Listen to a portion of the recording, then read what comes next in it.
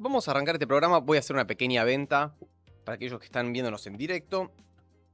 Vamos a hablar con Paulo Soria, que es un guionista y director que ya viene trabajando hace muchos años y ahora él me va a corregir en vivo, pero más de 20 años de trayectoria tiene.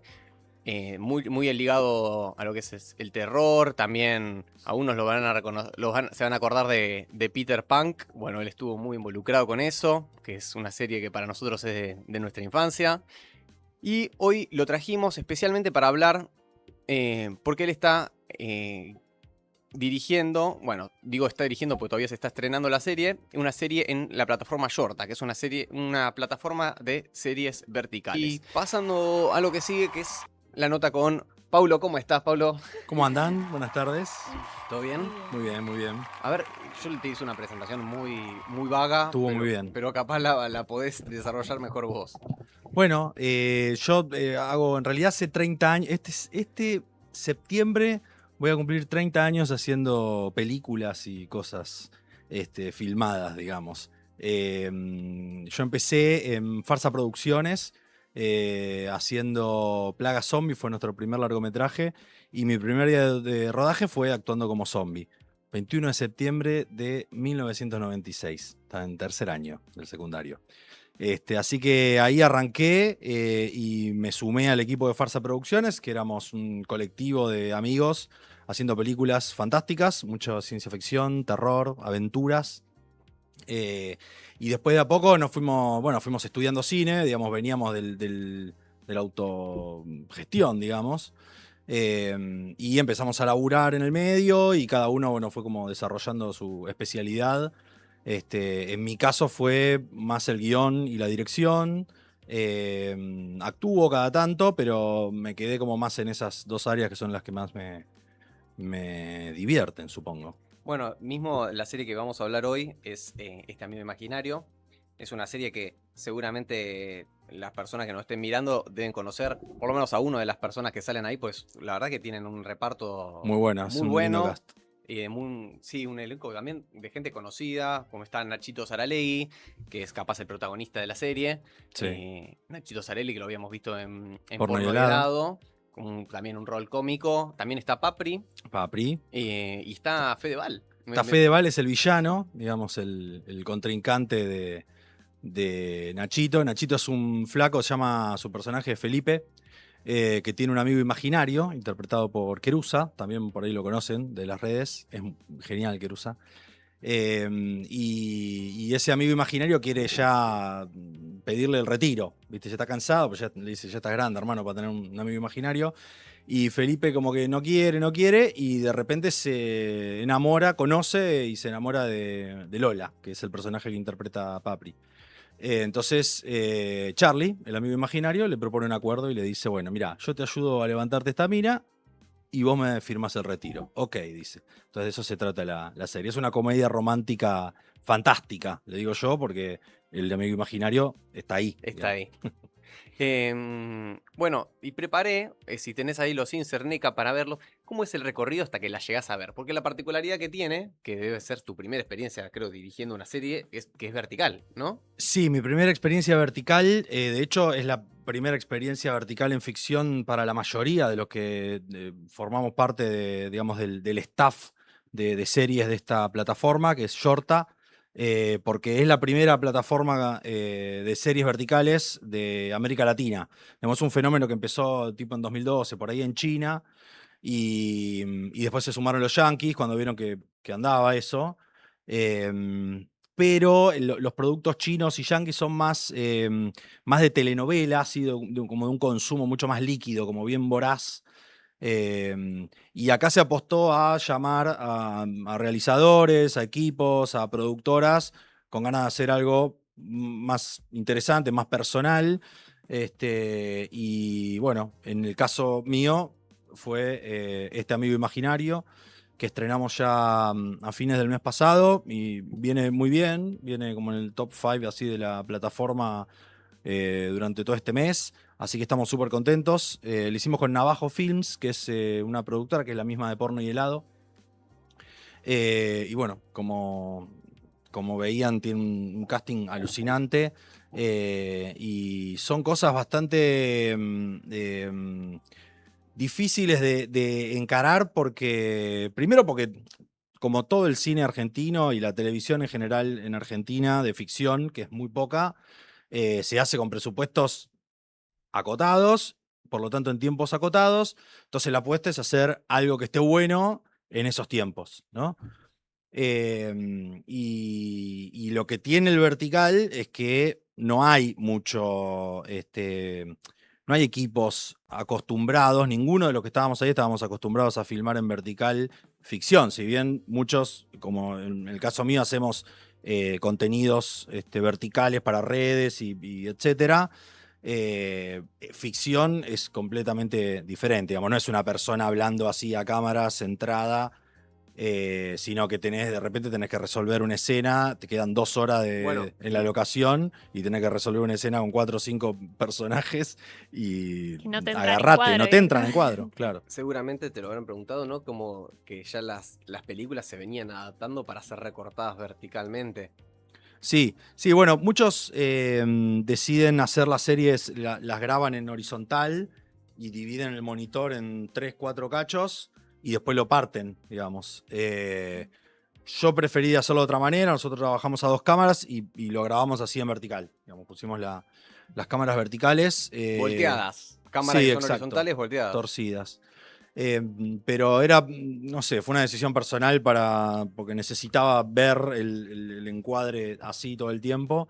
Y funcionó bien, la verdad. Digamos, estudiamos mucho con el director de fotografía, con Santi Abate, el encuadre y cómo funciona, no sé, la proporción áurea en el vertical, no es lo mismo que en el horizontal, en cómo... Bueno, mira, ¿te puedo pedir la foto 8? La foto 8 es una foto de que vos subiste a tus redes sociales. A ver, qué miedo. Ahora cuando esté. Ay, gracias. Que me llamó la atención de cómo ustedes se tienen que adaptar para hacer, por ejemplo, los que son los márgenes de seguridad. La 8 es la última de todas. Ah, que se ve en el monitor Exacto, que las están cintas. las cintas Sí. de colores. Lo traje como para que se vea, no tiene que ver con otro que había Claro. preparado. Y es porque a mí, yo viendo otras series, veía que muchas cabezas de los personajes quedaban muy arriba, ¿viste? Como los ojos muy arriba.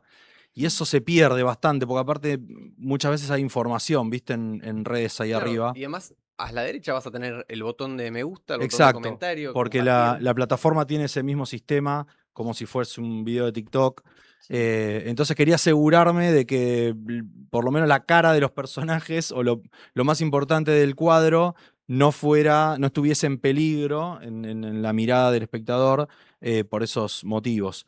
Entonces por eso le habíamos puesto eso en los monitores. Y, Ahí están Nachito y Querusa. Querusa. y Pablo, ¿cómo te llevaste con escribir para estas cosas? Porque, bueno, un poco lo decías recién, ¿no? Pero en 1 minuto y medio nos tenés que hacer reír, entender la historia, engancharnos, querer seguir. Y es algo completamente diferente a una serie tradicional o una película donde uno le da otro tiempo a ver si me engancha o no me engancha. Totalmente. Eso fue de lo más interesante y difícil de hacer durante el proceso de escritura, durante el desarrollo. Yo pensé toda la serie como si fuese una película partida en secuencias de 1 minuto y medio. Entonces era preciso que en cada capítulo, además de que ya el formato de las series verticales, y es algo que te piden todo el tiempo en la plataforma, necesita el hook de arranque del capítulo y el hook de cierre para que te quedes con ganas de ver el siguiente capítulo. Entonces ya eso era una necesidad del formato con la que tenía que jugar sí o sí. Pero además, yo no quería que fueran... Muchas veces pasa que hay capítulos que son como una escena y termina así, como que alguien golpeó la puerta y pasas al siguiente capítulo a ver quién golpeó la... Claro, el cliffhanger. Pero yo quería que cada capítulo contuviese un conflicto, que es esto que vos decías, adaptado a... así como vos ves en un capítulo de una serie que sucede en, no sé, media hora.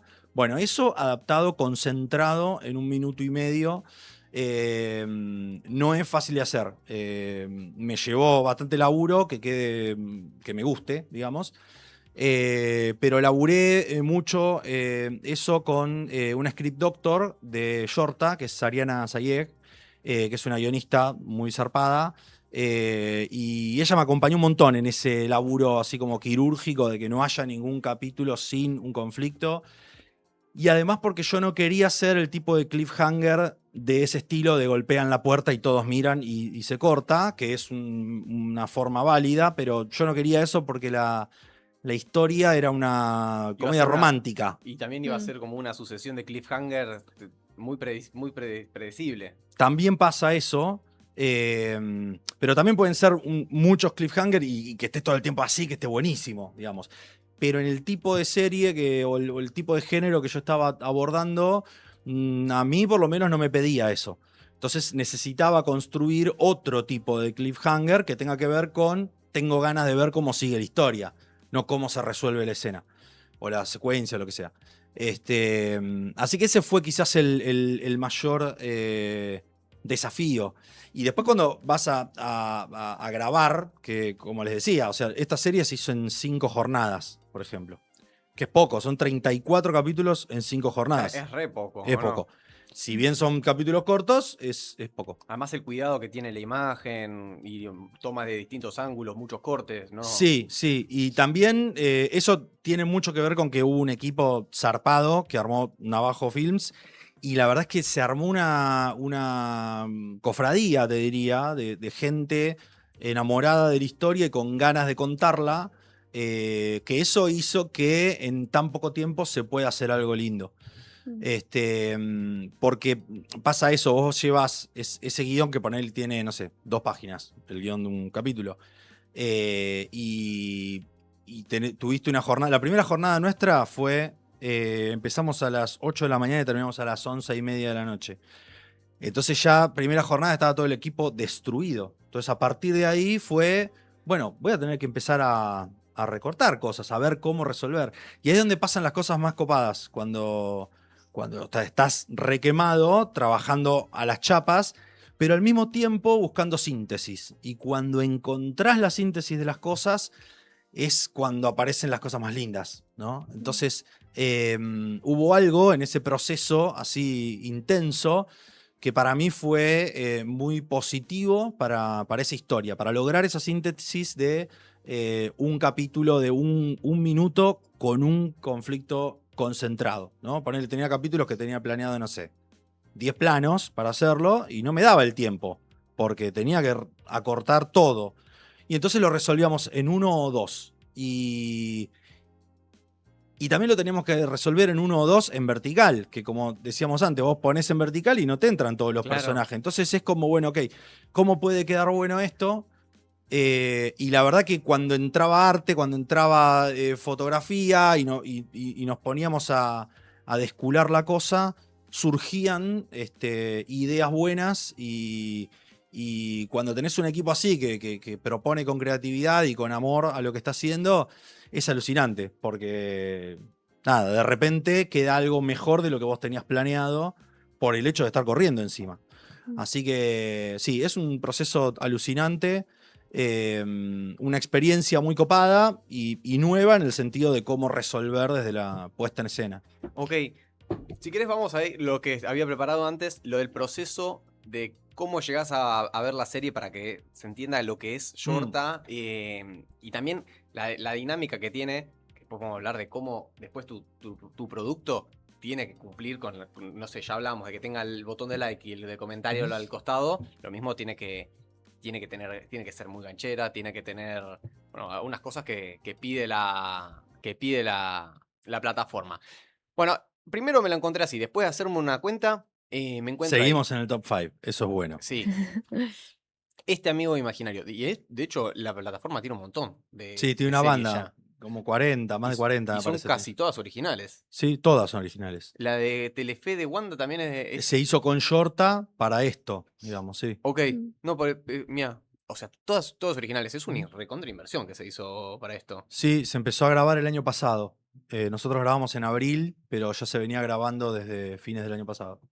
Bueno, y después si seguimos, ya te tira para hacerte Shorta Premium. ¿Qué es lo que tiene esto? Ahí está. Cada episodio al instante, sin interrupciones, estrenos y todo antes que nadie. Y puedes descargar también los capítulos. $4 por mes. Después podemos discutir otro día si es mucho o poco. No sé, debe ser bastante. Sí, pero vos las series las empezás a ver gratis.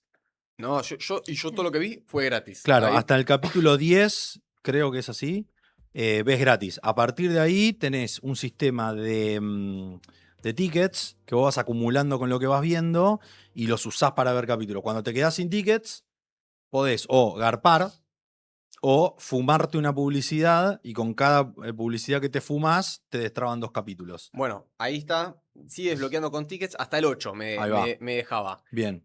Y ahí yo usaba los tickets que me daban. Mira, si querés pasamos a la siguiente. Em, los tickets, hay también hay otras maneras de conseguirlo. Lo que me llamó la atención es que incorpora un montón de mecanismos. No solamente los anuncios, que te deja ver 5 por día, si no me equivoco, y te destraban 2 capítulos, o sea, te descargaban 50 tickets para que veas eso, sino que también te dan tickets por mirar, o sea, por consumir la plataforma te dan tickets. Si queremos, seguimos pasando. Eh, hay otros tickets que te los dan por invitar amigos, por seguir a Shorta en Sí. las redes sociales. Sí. O sea, la plataforma. Bueno, por entrar todos los días. Sí, o sea, vos estás viendo una serie que te gusta, ponele, y no te dan malos tickets, no querés, te cansaste de ver publicidad, o ponele que te puso el tope de publicidades, vas y ves otra, ponele, y viendo otra, cargas más tickets y volvés a ver la que te gusta. Parece que me mandaron de marketing de Shorta. No, pero bueno, pero todo este sistema, de alguna forma, te pone a vos como director y también lo que tu productor o tu equipo de producción te va a pedir a vos, que la serie sea, no sé, de alguna forma te enganche para que vos quieras o mirar la publicidad, o mirarla ya, o estar pendiente del estreno, o, en el mejor de los casos para Shorta, pagar la suscripción. Sí, o sea, las series tienen que estar hechas necesariamente para que funcione ese modelo de negocio. O sea, no hay otra. Por eso es que también estás como obligado a que tengas esos cliffhangers y esos hooks y todo eso. Si no, no funciona. Si no, no. O sea, directamente te bochan el desarrollo. Lo empezás a desarrollar y si no funciona, no funciona. Y no se hace, básicamente. Así que sí, es un modelo que está probado, comprobado, que funciona de esa forma. Los chinos y los yanquis vienen haciendo un montón de plata con eso. Y bueno, acá lo que tiene es que es otro tipo de contenido. Ahora tengo entendido que HBO está por lanzar una... Bueno, eso lo hablábamos antes de salir. Yo por lo que entiendo es que son como trailers o escenas y también son para distribuir en otras plataformas, que no son para Mirá. que te pongas a verlo en HBO. Eso es lo que entendí por una nota que leí muy cortita. Claro, porque Bueno. hay algo de hoy en día que también muchas películas o series que están grabadas en el formato horizontal y largo recortan pedacitos de escenas y cosas para subir a redes sociales.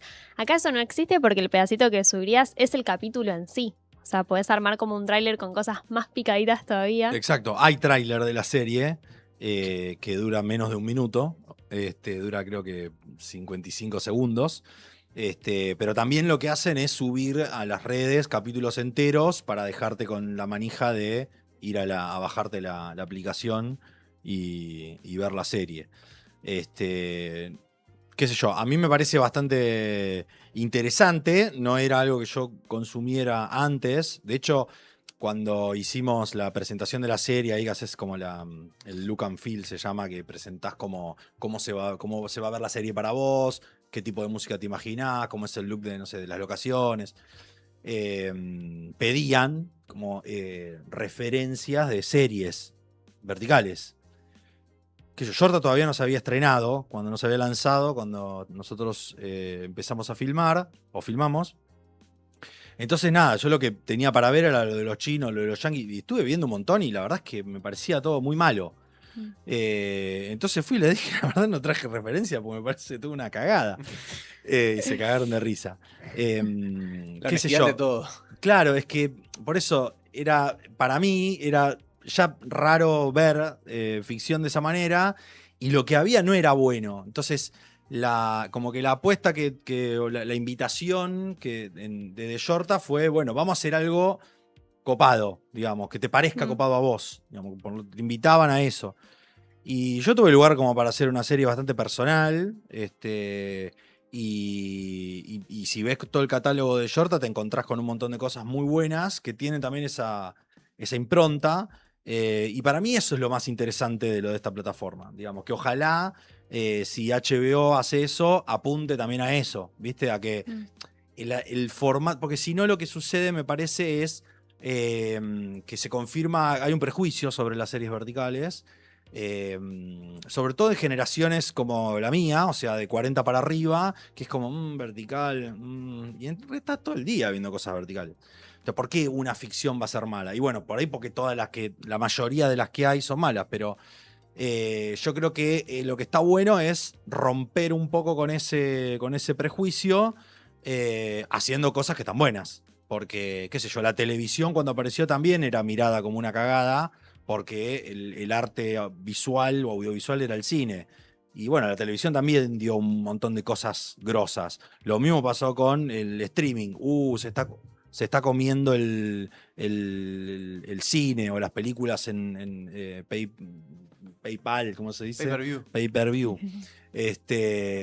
Entonces, me parece que está copado poder proponer cosas interesantes en ese formato para romper un poco esa barrera, porque la verdad que esto lo digo más en realidad para quienes hacemos y quienes se niegan a ver, ¿no? Porque hay todo un espectro del público que entra de cabeza, ¿no? Pero creo que es necesario romper esa barrera para no quedarnos atrás y negados a algo que sucede, que está sucediendo y que es así. O sea, si no te vas a quedar sin ver la mitad de las cosas que se van a hacer el año que viene. Y, perdón, Dale. este amigo imaginario que surge para esto, ya pensándolo para esta serie vertical, para proponérselo a Yorta, ¿te había venido de antes? No, este amigo imaginario está basada en una idea de una obra de microteatro que yo había escrito el año pasado.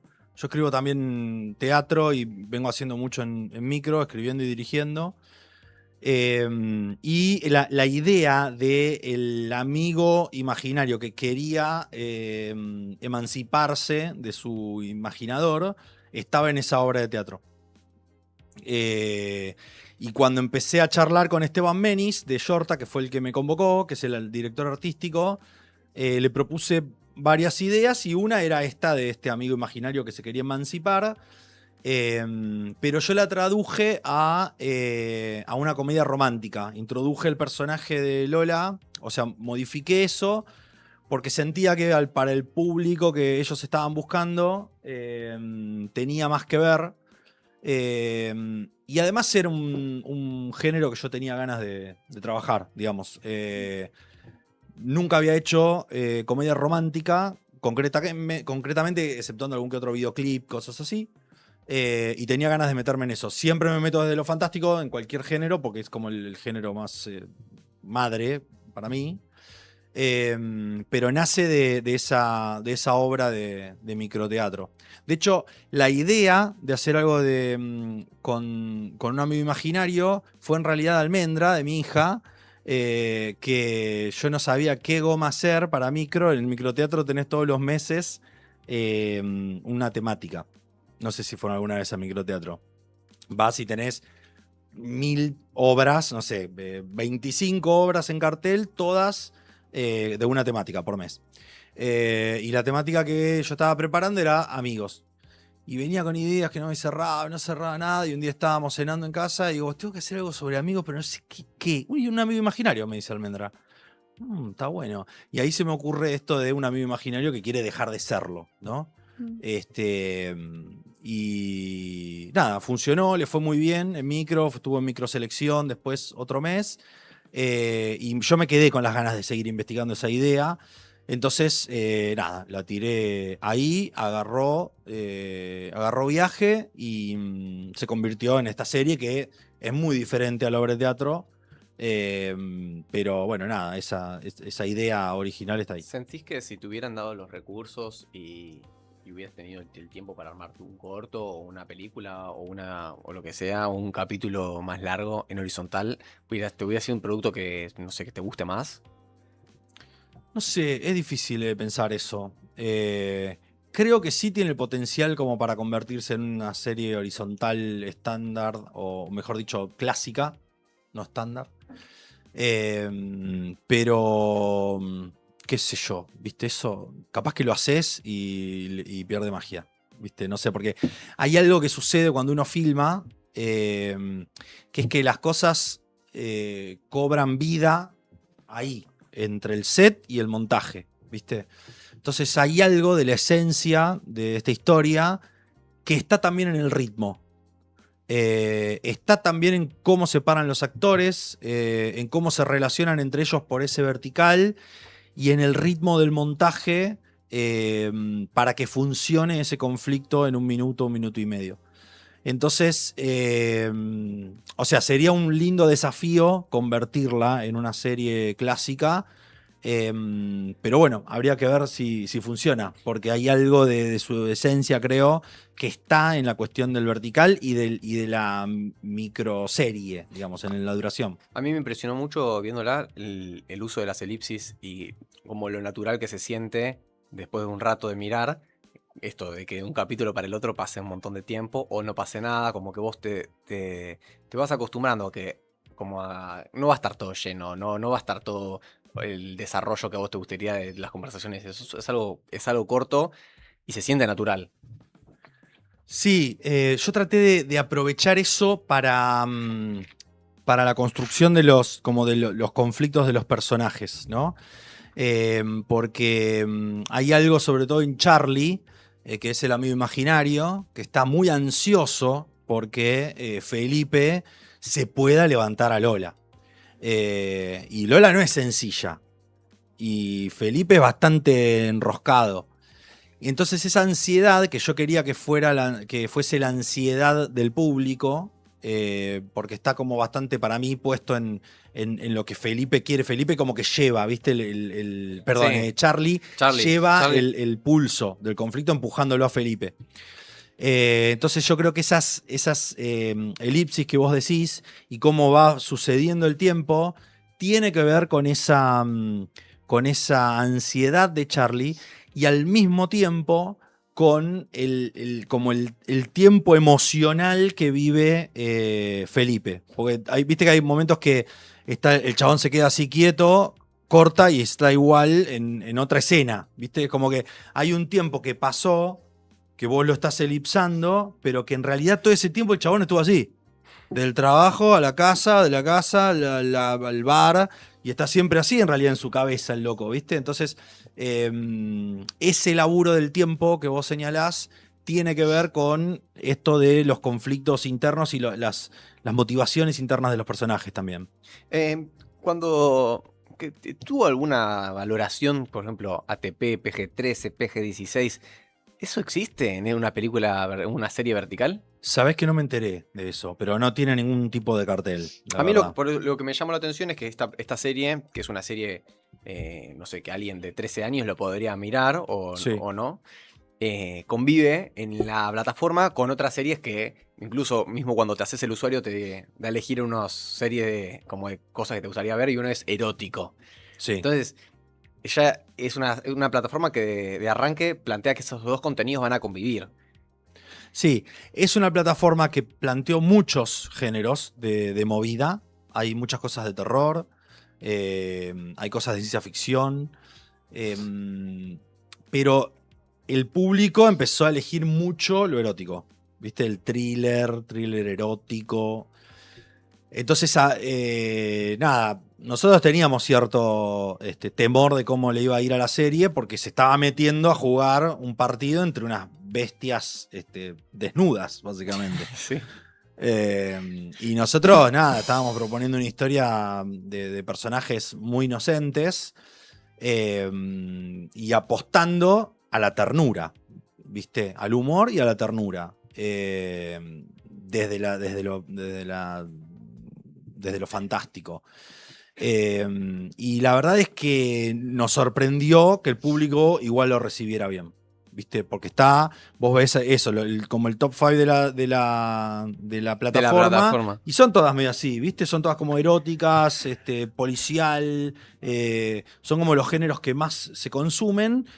Y nosotros entramos ahí y nos quedamos como, bueno, nada, los raros, ¿viste? Y me parece recopado también, porque creo que tiene que ver con esto que decía antes de que si vos te propones hacer algo diferente en estos formatos que por ahí están como encasillados en algo, también puede funcionar si lo haces bien, digamos, y a la gente le va a gustar, si están hechos con amor y con conciencia y con decisión. Entonces, nada, o sea, a nosotros nunca nos pidieron que haya una escena No, claro. hot. Porque tampoco era la onda, ¿viste? De Sí, la no serie. no iba No. con lo que estaba pasando. Sí, me parece que está bien cómo deciden por ahí, desde sus métricas, vender la serie. Porque si vos ves cómo Yorta va decidiendo postear cosas y qué pósters arma y qué escenas eligen para compartir, bueno, hay mucho apuntado a la relación de Nachito y Papri. Bueno, yo recién estaba chusmeándola antes de entrar y el tráiler que me tiró es como la escena del beso y la escena del beso. No es más, spoilees, Fran. ya me vi como 20 capítulos, no lo había llegado a ver. Sí, salto spoiler.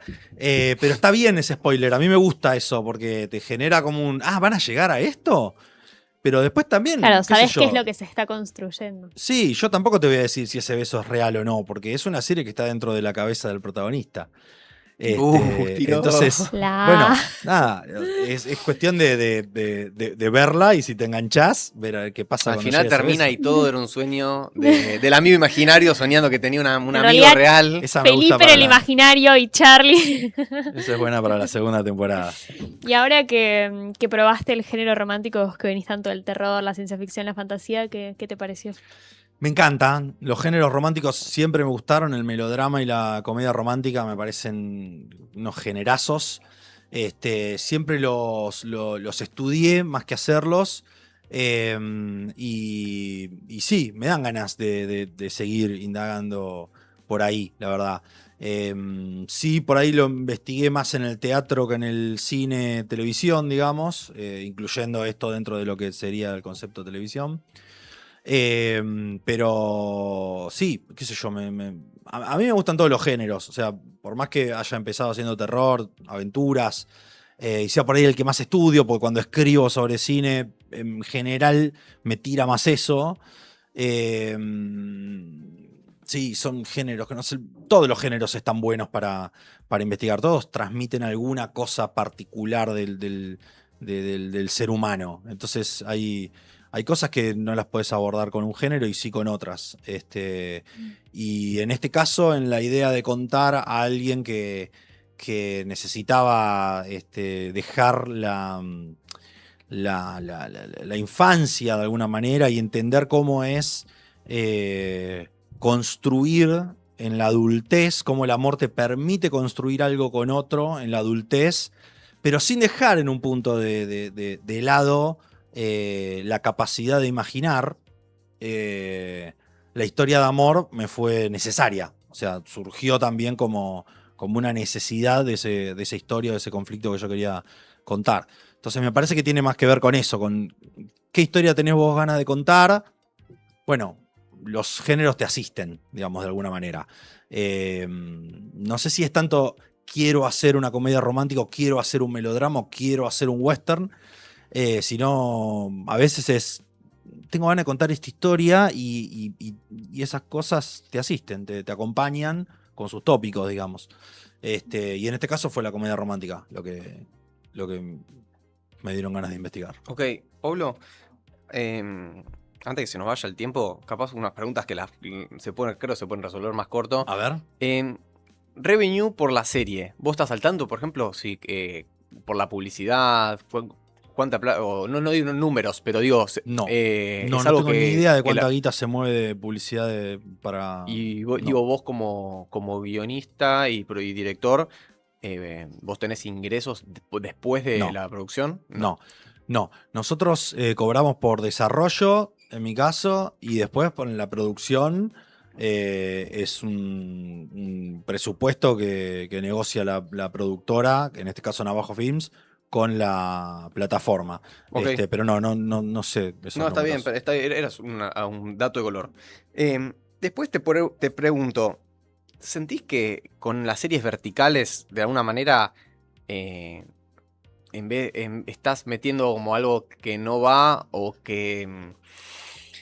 o sea, es difícil la pregunta, pero después, por ejemplo, cuando tenemos TikTok, cuando tenemos estas plataformas del scroll infinito, que se habla de que nos volvemos adictos, que colabora a nuestra ansiedad, ¿vos sentís que este tipo de series pueden llegar a ser parte de eso?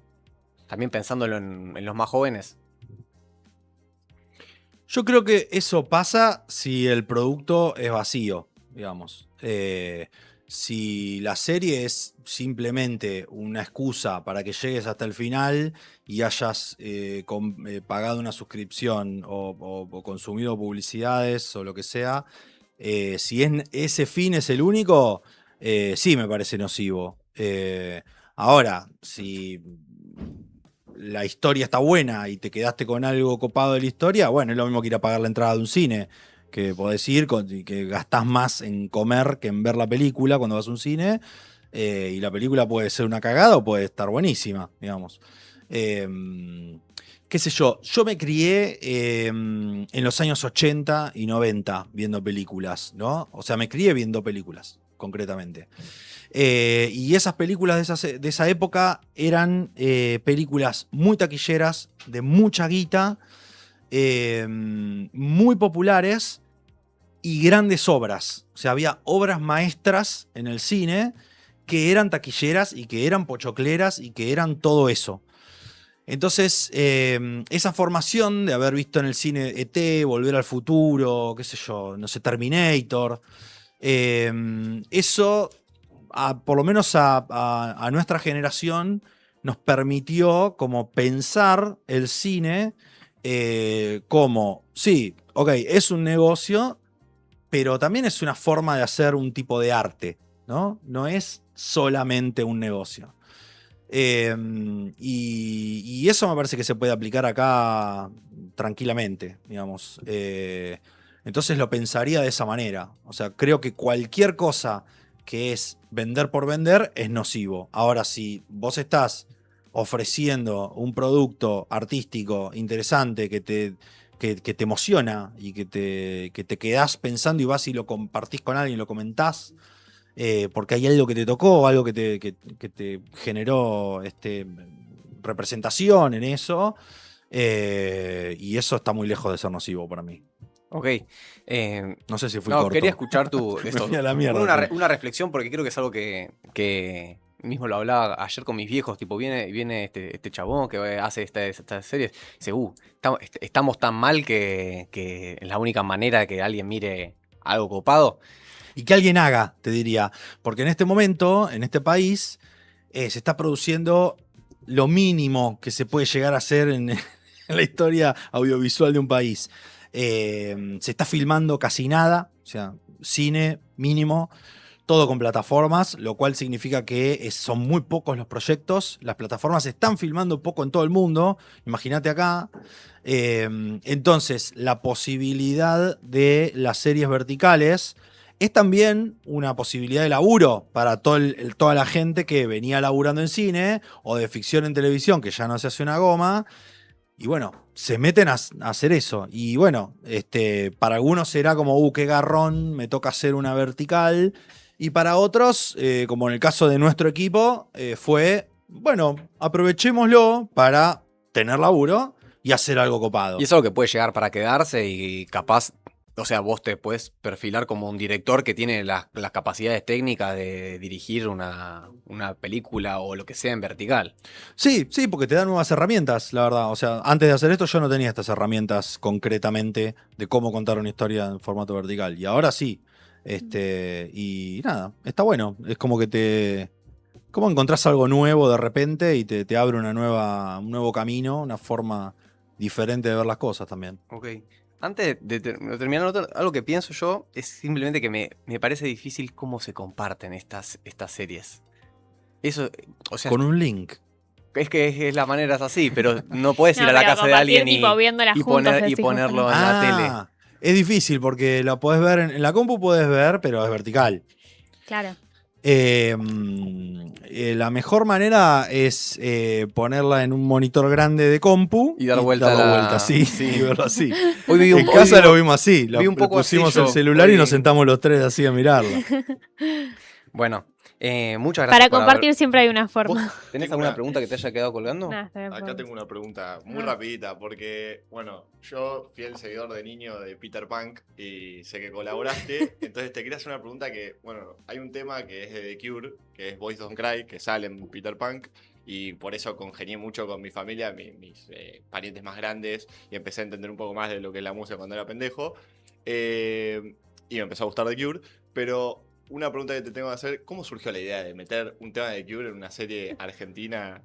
Yo no Sí, me ah. acuerdo de esa canción, ese capítulo no me tocó a mí.